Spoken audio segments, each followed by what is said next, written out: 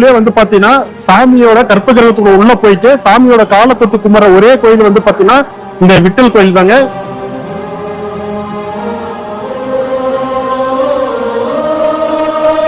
தமிழ்நாட்டில இருந்து வர்ற மாதிரி இருந்துச்சுன்னா சோலாப்பூர் வந்துருங்க. சோலாப்பூர்ல இருந்து கரெக்டா பந்தர்பூருக்கு பஸ் இருக்கு, ட்ரெயின் இருக்கு. இந்த போட்ல இருந்து மக்கள் போற அந்த இடத்துல ஏறிக்கிட்டு இருக்காங்க தெரியுதுங்களா? அதுல ஏறி அந்த இடத்துல இருக்கிற கோயிலுக்கு போறாங்க. அங்கதான் இஸ்கான் டெம்பிள் இருக்குங்க. இன்னைக்கு நம்ம எங்க இருக்கிறோம்னா மகாராஷ்டிரால தாங்க இருக்கிறோம்.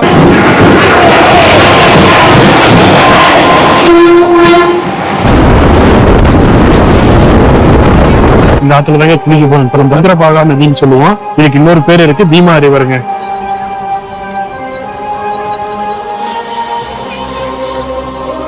கிருஷ்ணர் வரையறாங்க. இப்பதான் எனக்கு தெரியுது இந்த கிருஷ்ணருங்க. பாருங்க எப்படி வந்து வரையறாங்க பாருங்க கிருஷ்ணரை.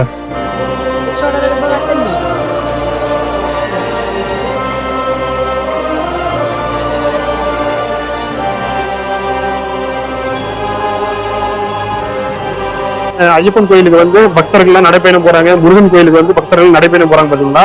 அந்த மாதிரி இந்த கோயிலுக்கு வந்து பாத்தீங்கன்னா மகாராஷ்டிரால இருக்கிற அவ்வளவு மக்கள் வந்து பாத்தீங்கன்னா இந்த கோயிலுக்கு வந்து பஜனை பாடிக்கிட்டே சாமி தரிசனம் பண்றதுக்கோசரம் மாலை எல்லாம் போட்டுக்கிட்டு வந்து பாத்தீங்கன்னா இங்க அந்த ஏகாதசிக்கு வந்து அங்க இருக்கிற ஒரு லட்சக்கணக்கான பக்தர்கள் வருவாங்க. அது வந்து பாத்தீங்கன்னா இந்த கோயிலோட முக்கிய சிறப்பு.